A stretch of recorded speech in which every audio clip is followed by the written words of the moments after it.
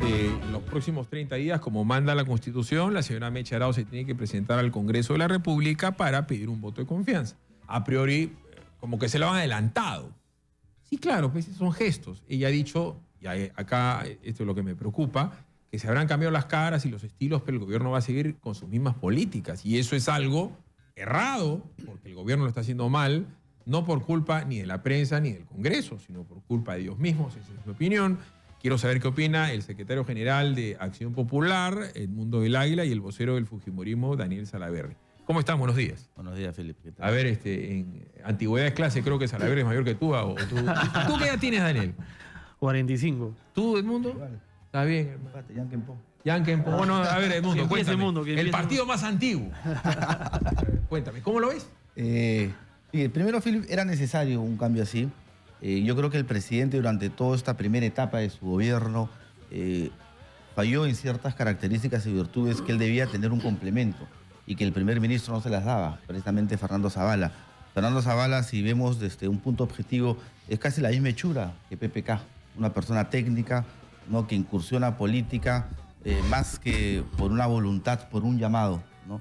Y no generaba ese mecanismo de comunicación tan importante hoy en día que es necesario, que es con el Congreso. Hay una fuerza mayoritaria en el Congreso que es distinta a la fuerza que gobierna. En tal sentido, había que tener contacto y comunicación directa para poder avanzar sobre temas puntuales. Y todo eso en el camino se fue perdiendo. Se fue perdiendo, aparecieron escándalos que indudablemente no ayudaron a nada, como el tema del aeropuerto de Chinchero, y todo eso pues deterioró la imagen del primer ministro.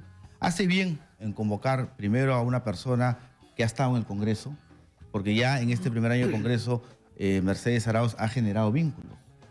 Hace bien en convocar a una persona que ha tenido un pasado, digamos, multipartidario, lo cual, contrariamente a lo que pensaba antes, hoy en día sí es bueno, porque va a también poder tender puentes. Particularmente desde la bancada de Acción Popular, y eso se lo dijimos al presidente cuando nos reunimos, nos hubiese gustado que hubiesen más cambios, toda vez que el primer ministro va al Congreso a pedir la cuestión de confianza acompañado de todos los ministros.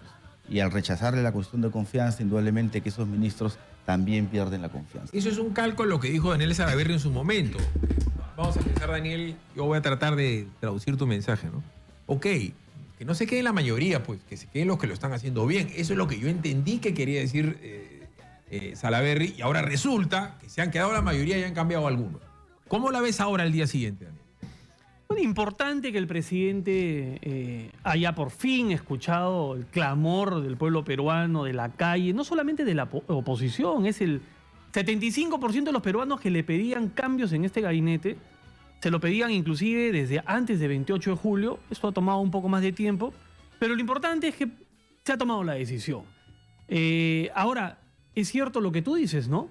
El argumento del Ejecutivo era: no podemos sacar a la ministra de Educación porque se nos caen las políticas educativas públicas, como si las políticas dependieran de una persona. ¿Qué pasa el día que renuncie un ministro? Como leí una entrevista a Enrique Bernales. ¿Qué pasaría si fallece un ministro? Y además, Micharos acaba de decir, ellos mismos se contradicen, porque ahora dice, ojo, habrán cambiado las caras, pero las políticas van a ser las mismas, cambia el estilo. Total. Así es, ¿no? Entonces nos quedaríamos sin políticas públicas. Entonces, ahora pues queda claro que no corrían riesgo las políticas públicas, sino que era importante que se renueve, se oxigene, porque habían ministros que tenían un fuerte desgaste, que no habían estado a la altura de las circunstancias, como Martens y otros más. Y esperemos que ahora, con este nuevo liderazgo de Mercedes Arauz, que su primer reto va a tener que ser consolidar un equipo dentro del gabinete, cosa que no logró hacer Zavala, porque todos hemos sido testigos que se sacaban los ojos en ese gabinete, y a través de este equipo... El día viernes han habido lágrimas. No te lo voy a decir públicamente, te lo voy a contar en la pausa.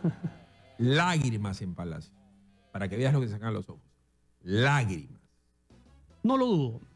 Y esperemos que este nuevo gabinete pueda realmente recobrar la confianza del pueblo peruano, que ha perdido las esperanzas en este gobierno, y sobre todo pueda construir una relación distinta con el Congreso y con la oposición, que le permita llegar a acuerdos puntuales, concretos, por lo menos para que puedan plantear su plan de acción, que me imagino que lo expondrán en los próximos días en el Congreso. Vámonos a la pausa, regresamos. ¿Qué va a hacer Acción Popular si la señora Cooper, señorita Cooper, termina siendo la ministra de Chinchero? ¿Qué va a hacer Acción Popular con Fiorella rebautizada Lobinelli por Vitocho? El indulto ya está listo. Kenji se va a arrogar, se va a autoproclamar como el que negoció el indulto. Vamos a conversar luego de la pausa y yo le voy a contar a Daniel quién lloró el día viernes. Muy bacán. Y ahora resulta que se va a negociar una indemnización para Chinchero y ella es la ministra. ¿Qué va a hacer Acción Popular? ¿Qué va a hacer Acción Popular con Fiorella Lobinelli? Bueno, nosotros fuimos los artífices, los pioneros, iniciadores de todo el tema del aeropuerto de Chinchero.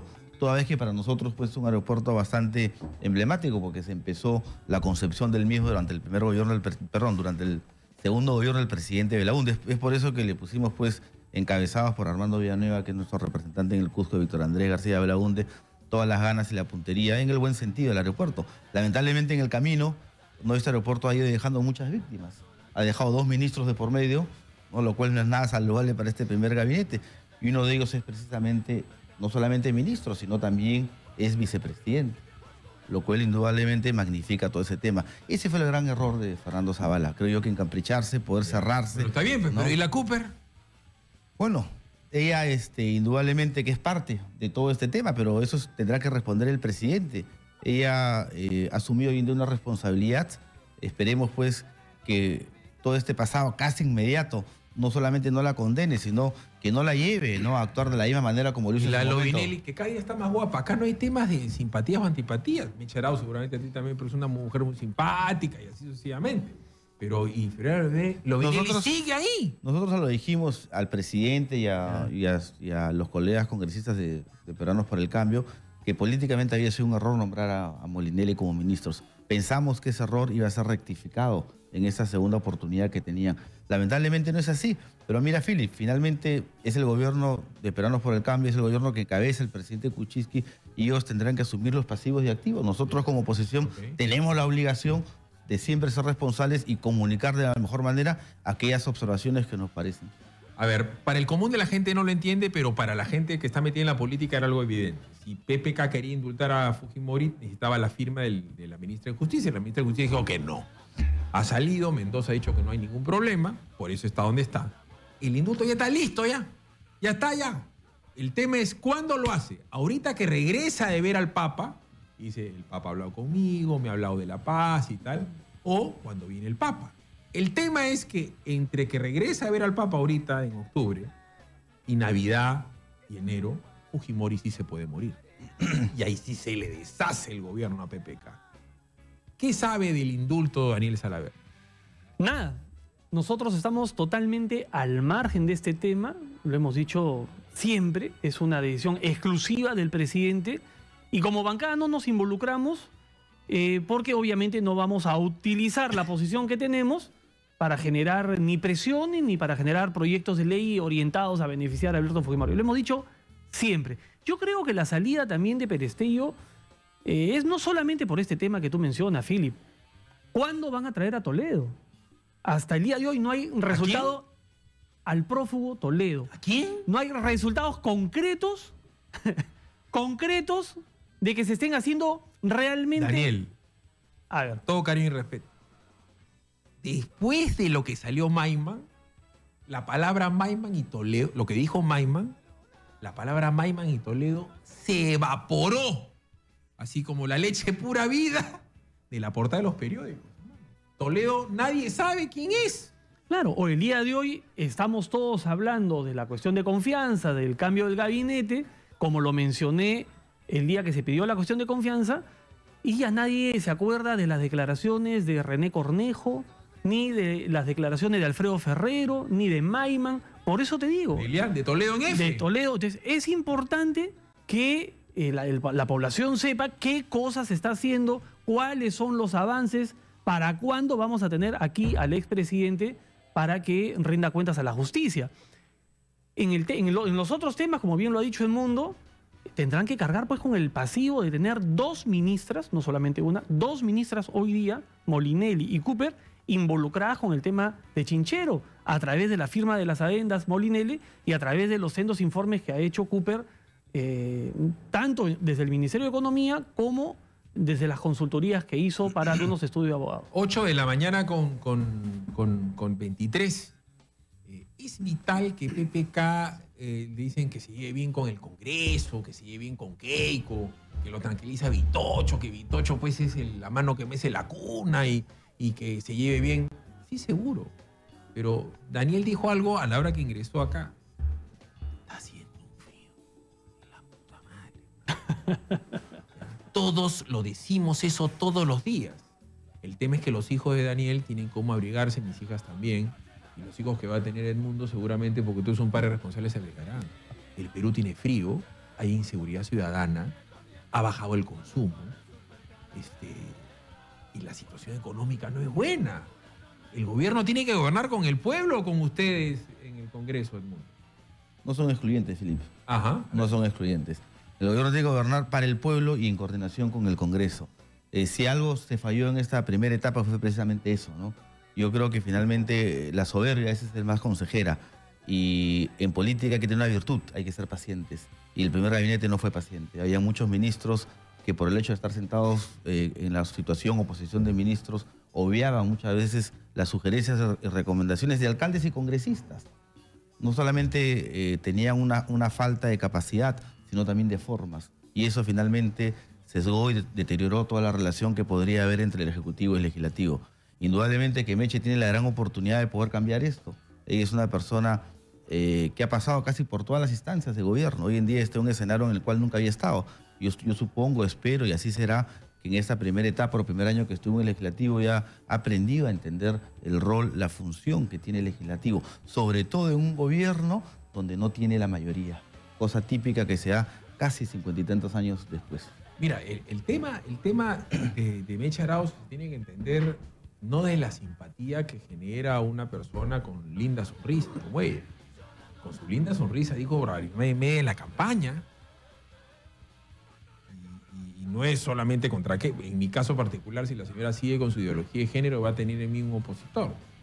Porque ya si el Poder Judicial te dice que saques algo y tú insistes, por dar un solo ejemplo, sigue así queriendo indemnizar Chinchero, sigue queriendo hacer la refinería de Talar esos costos, la línea 2 del metro esos costos. Y Daniel, Odebrecht en el Perú hace lo que se le da la gana.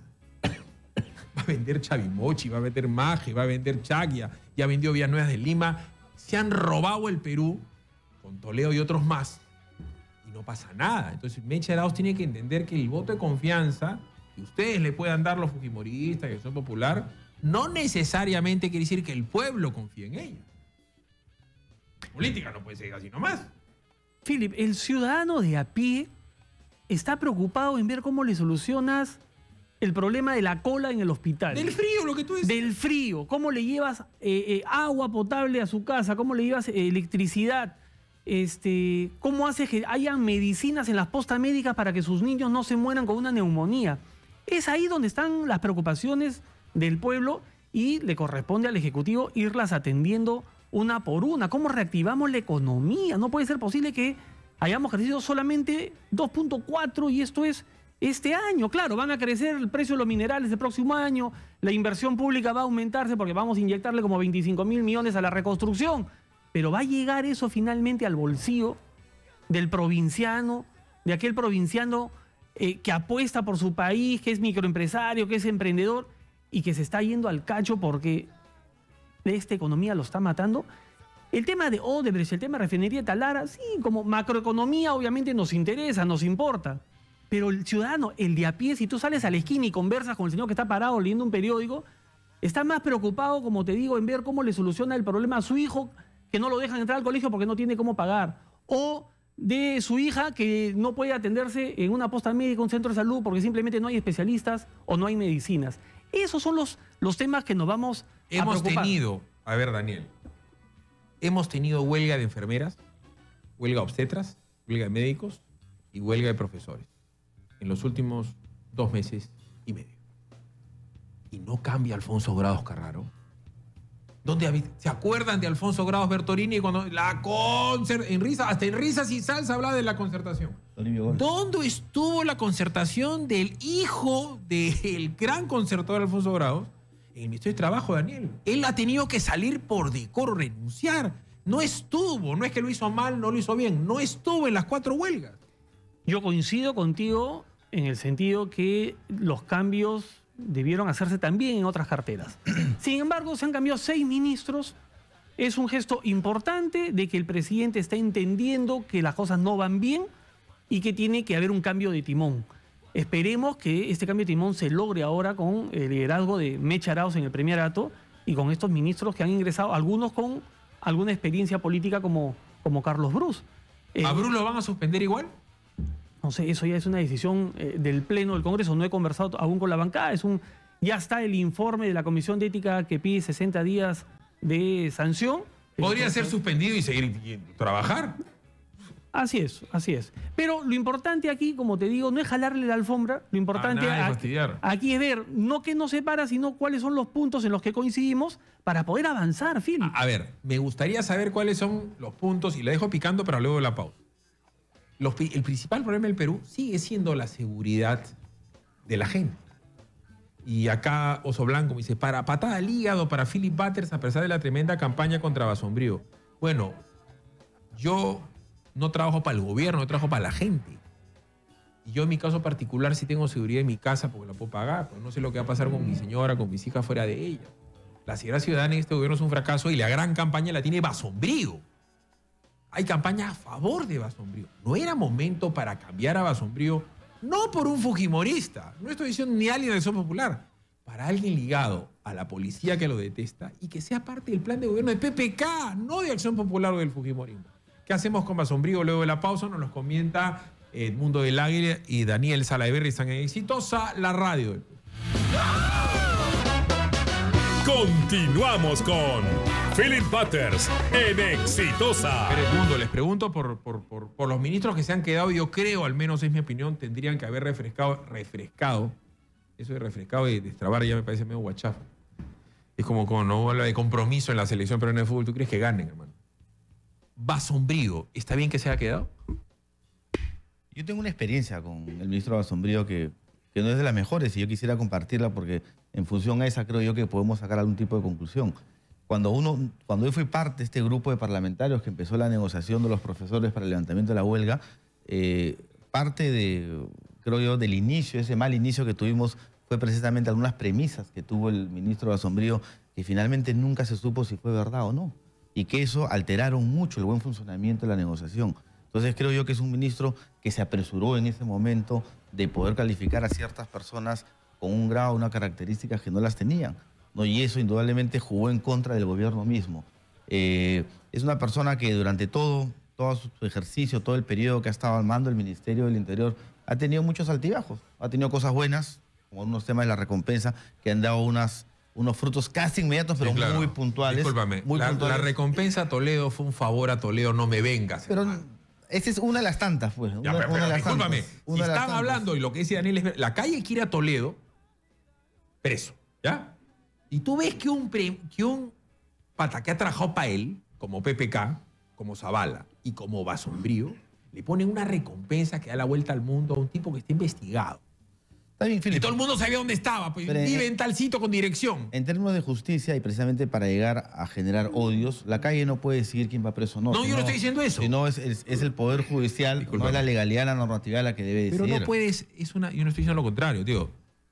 La calle dice eso, y él para congraciarse con la calle hace algo que termina siendo un favor para Toledo. Pues tú no le puedes poner recompensa a un pata que todo el mundo sabe en dónde vive, cómo vive, dónde está, y es un expresidente de la República. Eso fue una payasada de Basombrío, hermano. Bueno, entonces, siguiendo con el análisis y la lógica, entonces él ha tenido así una actitud y un comportamiento y un desempeño, ¿no?, que ha tenido altibajos. Pero quizás lo más importante es algo que yo escuché antes de entrar acá, ¿no?, que es una persona que no es muy querida al interior del Ministerio de Educación. Y eso indudable no genera confianza para poder aplicar una verdadera política, ¿no?, de lucha contra la delincuencia y la inseguridad. Entonces, esos son los motivos, creo, primordiales en los cuales el presidente debió enfocarse y tomar la decisión en función a eso. A Keiko le han dicho que tiene su bancada mototaxi, que es obstruccionista y tal.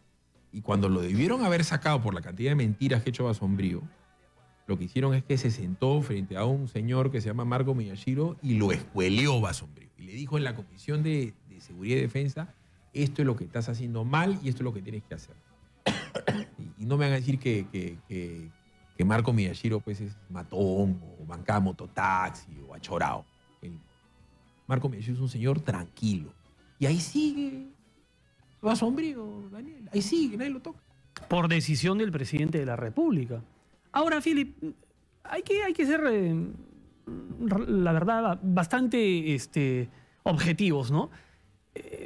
Se ha avanzado en el tema de seguridad ciudadana. Mira, yo represento a La Libertad, soy de Trujillo. Se ha avanzado. En Trujillo se han desarticulado varias bandas organizadas y ha bajado significativamente la delincuencia. Sin embargo, es un trabajo a largo aliento. Siguen habiendo asaltos, siguen habiendo asesinatos en las calles. Es cierto. La relación que tiene el ministro con la policía es pésima. Y es pésima porque desde el primer día se dedicó a atacarla, a atacar a su propia institución, a la institución a la cual debería más bien elevar la moral, motivarla. Pero es un tema de una relación que él tiene que trabajarla y tiene que mejorarla. La decisión es del presidente de la República. Si hoy día planteamos que se tiene que ir Basombrío, mañana están diciendo, ya ven, los fujimoristas no están contentos con nada. El presidente ya cambió 6 ministros y piden más, quieren más sangre, como diría por ahí una opinóloga que le gusta siempre la confrontación, ver peleados todos los días al Congreso con el Ejecutivo, porque obviamente algún rédito sacará. Entonces hay que ver el lado positivo. Han habido cambios importantes, esperemos que la cosa mejore. No vamos a renunciar a nuestra labor de fiscalización, de control político, y si el señor Basombrío se equivoca, se lo señalaremos. Tú has sido parte fundamental de la buena intención que tuvo Edmundo, el Congreso, en lidiar con el tema de la reforma educativa y con este tema de la huelga del SUTE. ¿Qué te parece Idel Wexler como nuevo ministro de Educación? Bueno, fue una de las personas que inició todo el tema de la carrera magisterial.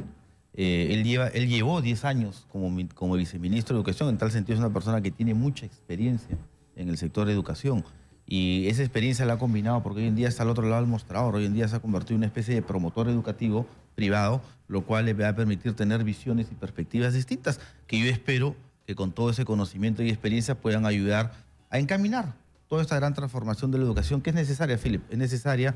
Toda transformación no se hace de un día para otro, sino implican periodos largos y dentro de ese camino, indudablemente que implican también momentos duros como los que vivimos en cuanto al tema de los maestros, que por cierto, y es bueno también saber, recordar y aceptar, es el gobierno el que finalmente pudo cumplir con todas las expectativas y en buena hora, porque era una necesidad de las exigencias que los maestros cumplían. Entonces es bueno, o sea, se ha hecho en este gobierno, en esta primera etapa, al menos en cuanto al magisterio, lo que no se hizo en los gobiernos pasados, al menos en temas económicos.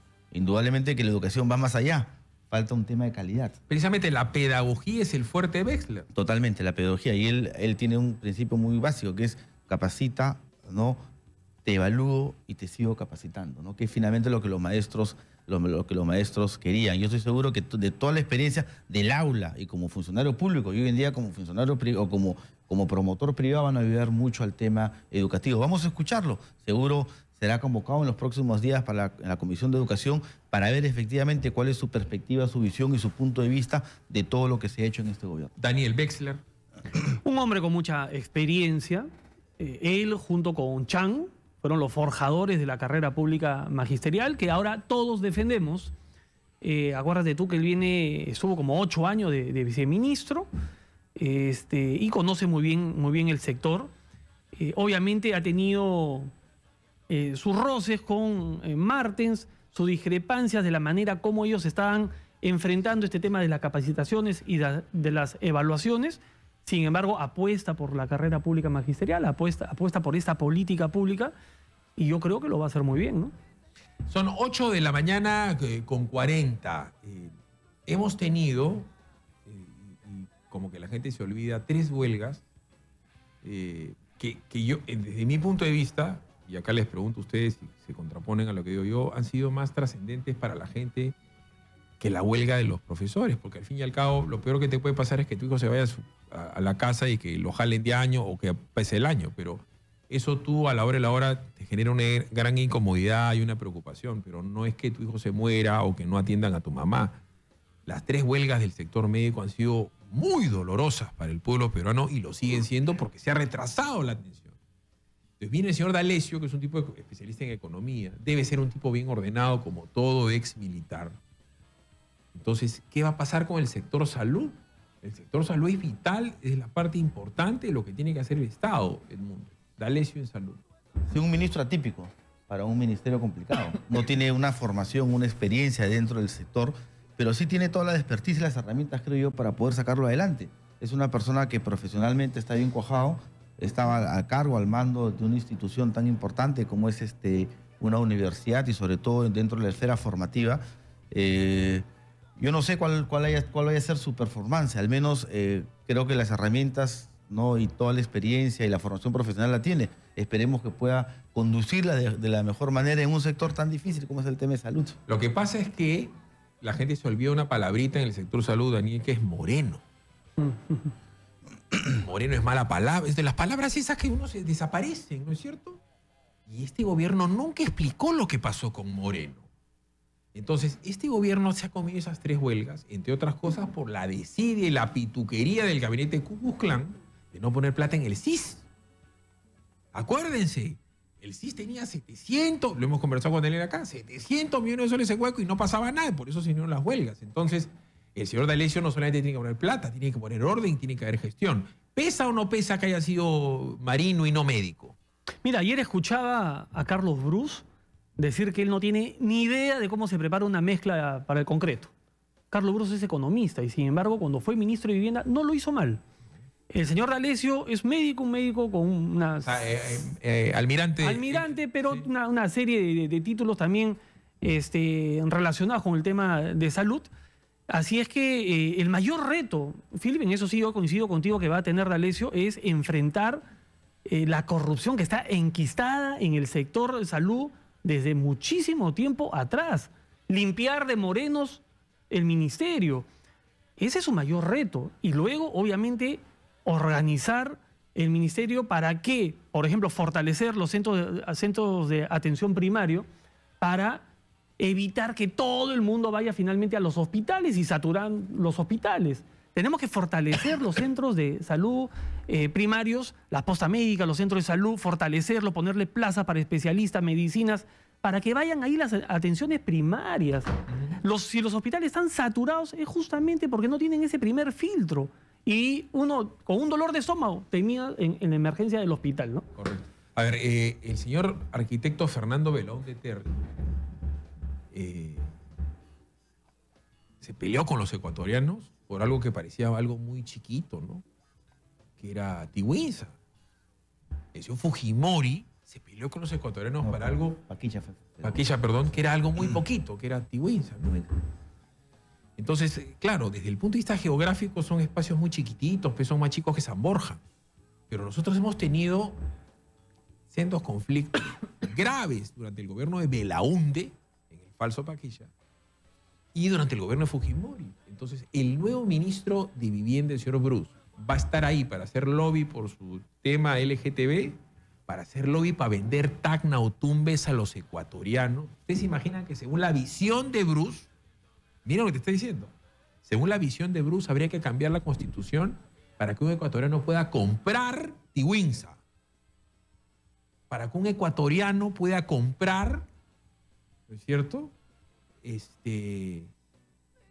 lo que quiera en la frontera con Tumbes. Igual un chileno.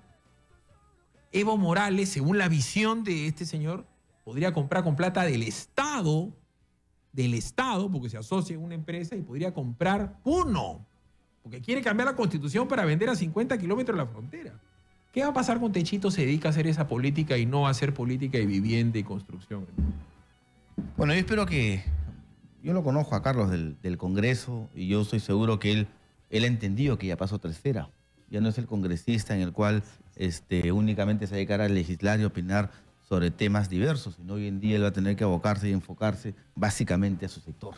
Y ya lo dijo Daniel, fue un ministro bastante exitoso durante el gobierno del presidente Toledo, en el cual casi permaneció los 5 años. Así que, al menos por experiencia, yo podría estar tranquilo y decir, Philip, creo que no va a ser así, porque durante el tiempo que fue ministro se dedicó única y exclusivamente a promocionar los temas de vivienda. Techito en vivienda. Tiene experiencia. Yo dudo que él reafirme o mantenga estas banderas que de repente desde el Parlamento levantó, ¿no? Como el tema LGTB o el tema de cambiar la Constitución para permitir que extranjeros compren territorio peruano cercanos a la frontera. Yo creo que él se debe enfocar a impulsar los programas de vivienda social. Ayer lo escuché decir que hoy día, temprano, a primera hora, iba a ver cómo estaba el tema de la reconstrucción, cerca de los 40.000 damnificados. Y creo que se va a abocar esto porque finalmente es lo que el pueblo está demandando. Es lo que el pueblo está demandando. Y lo que tienen que atender rápidamente es el norte. El norte sigue Ahorita abandonado. Luego de la pausa quiero tratar dos temas con ustedes, ¿no? O sea, Belaúnde fue el presidente constructor. Entonces, hay 177 puentes que se han caído. Lo de la reconstrucción no es así nomás. Es todo un tema grande que tiene que hacer gente que conoce. No hay expedientes, ¿ah? Las empresas consorciadas con Odebrecht van a poder entrar a tallar. Pregunta que le voy a hacer a ambos dos. Y el otro tema. PPK llegó al gobierno con 88 conflictos sociales, ahora tiene 200. Miss Bagua, léase, Meche Arauz, va a tener la pericia para lidiar con conflictos sociales. Va a tener que tenerla. Vamos a ver, eso es tu buena voluntad, pero has de saber, Edmundito, tú que eres tan bueno, el infierno está plagado de buenas intenciones. Pausa, regresamos. Chibolo estaba con su papá Edmundo del Águila, su papá se molestaba cuando tú te reías de risas y salsa y el arquitecto Belaúnde decía, pasemos al mapa, ¿no es cierto? Así es. Porque todo el día Belaúnde estaba con el mapa y la construcción. Bueno, la reconstrucción, hermano, ¿en qué estamos? ¿Cuándo comienza? ¿Cómo las bases de Acción Popular del Norte exigen, piden, te llaman? O sea, ¿qué sabes tú de la reconstrucción en términos de ejecución de obra? El 30 del mes pasado debió terminar o debió concluir el informe, o mejor dicho, todo el plan de trabajo. La persona encargada es el señor de la Flor acerca de la reconstrucción. Aún no ha ido a la Comisión de Reconstrucción a explicar. Lo cierto es que por más trabajos o ejecuciones que se hayan hecho, la gente no lo percibe, Felipe. Yo estaba en el norte y lamentablemente la dimensión del desastre es tan grande que yo creo que el trabajo y la reacción debería ser en la misma medida. Y no está yendo en la misma medida. Si uno quiere cambiar la percepción de la gente, quiere que la gente perciba que la reconstrucción está en marcha, creo yo que falta mucho. A ver, otra de las palabritas que yo sacaría, pues, así como en el fútbol, repito, sacaría la palabra compromiso y saltabilidad, yo sacaría el destrave o la percepción. Daniel, tú eres del norte. Con todo cariño, ¿qué percepción? La gente está con frío, la gente no tiene agua, la gente no tiene luz, la gente no tiene casa. O sea, ¿cómo está viviendo el norte al margen de la percepción que nosotros tenemos los limeños? No, la gente allá tiene la percepción. ¿Cómo está la cosa atrás? Estamos en una situación terrible, Philip. Si bien es cierto, el plan se presentó días antes del 30 de agosto, los primeros trabajos que se están iniciando en Piura, por ejemplo, son temas de prevención, básicamente, de colmatación de algunos ríos, pero no para las obras de infraestructura, los puentes, las carreteras, algunos hospitales, colegios que se cayeron y se perdieron, aún no existen expedientes técnicos. Entonces, ¿tú cómo vas a licitar una obra que no tiene expedientes técnicos? Recién se están empezando a elaborar estos expedientes y probablemente pues se tome 2, 3, 4 meses. Yo calculo que a mediados del 2018 se podrá recién empezar a ver las primeras obras de infraestructura. Las casas que se han entregado, estas casitas temporales, algunos dicen de madera, el presidente dice de cartón, digamos, no terminan de atender en su totalidad a los damnificados que siguen viviendo en carpas. En San Pedro de Yoc, en La Libertad, el pueblo cacique de Yoc, que fue arrasado por las inundaciones, no ha sido considerado en el plan de reconstrucción. El centro poblado California, de la provincia de Virú, que fue inundado por el río Virú cuando se cayó el puente, que se cayeron 200 viviendas, donde estuvo presente Vizcarra cuando era ministro, yo lo acompañé, estuvo presente Keiko, yo la acompañé. No ha sido contemplado en el plan de reconstrucción. Entonces, yo no sé cómo se ha hecho ustedes pedían plan. Los fujimoristas que habían 500 obras o 500 lugares prioritarios para meterle un shock de reinversión. Presumo que esos 500 que ustedes aludían cuando estaban en la campaña, deben haber subido ahora con la reconstrucción, deben haber, que no sé, pues 600. Bueno, se tiene un plan de obras, pero es elaborado realmente desde el escritorio, porque como te digo, poblaciones enteras que han sido afectadas, arrasadas, diría yo, como Cacique de Yoc, en San Pedro de Yoc, por las inundaciones, no han sido consideradas en el plan. ¿Quién lo ha asesorado a Pablo de la Flor? ¿Quién les ha llevado los proyectos? Ahora están transfiriendo cerca de 2.000 millones de soles al gobierno regional de La Libertad y anda a ver su porcentaje de gasto en presupuesto de inversión. No llega pero ni al 25%. No tienen la capacidad de ejecutar y de gastar sus propios presupuestos, que son muchísimo menores, y van a poder administrar y ejecutar eficientemente 2.000 millones de soles. A ver, son 8 de la mañana con 53. Uno de los problemas que tenemos en el Perú es que no se le ha terminado de dar el impulso en el gobierno de Ollantumala a la minería, que es el pan del Perú, pues. O sea, hasta en las canciones ricas montañas, hermosas tierras, cumbres nevadas. Está bien, pues las ricas montañas son las que tienen pues el oro, el petróleo y tal. Entonces, ¿cómo vamos a ver a Mecha Arauz con su chapa Miss Bagua, a mi buena amiga Cayetana Aljovín, a la Molinelli, ¿no es cierto?, el tema de los conflictos sociales? El conflicto social tiene nombre y apellido en el Perú, se llama antiminería. Para hablar del que no quiere el puente, para hablar del que no quiere la hidroeléctrica, y la típica del pueblo Salaberry, que quiere que pase la carretera por el pueblo Salaberry y que está al frente del pueblo del Águila, que quiere la carretera por su pueblo. O sea, esa la saben de memoria. Conflictos sociales y el nuevo gabinete, ¿no? Parte de los conflictos sociales mayormente son los referidos a la minería. Es cierto lo que tú dices, el gobierno, bueno, dentro de la PCM hay una parte de esta que se encarga precisamente, más que darle soluciones a los conflictos sociales, es ¿Viceministerio hay? sí, percibirlos y adelantarse a cualquier tipo de crisis. Muchos de estos grandes Perdón, problemas... me vuelves a mencionar la palabra percepción, hermano, y como dice, está tu viejo, no te invito a ti. Ya, deja la percepción, hermano. La gente quiere... Tú Pero, percibes el agua, Feli, te la tomas. Mientras no esté cuantificado, finalmente es una percepción. Permítame que te lo digo como economista. ¿No?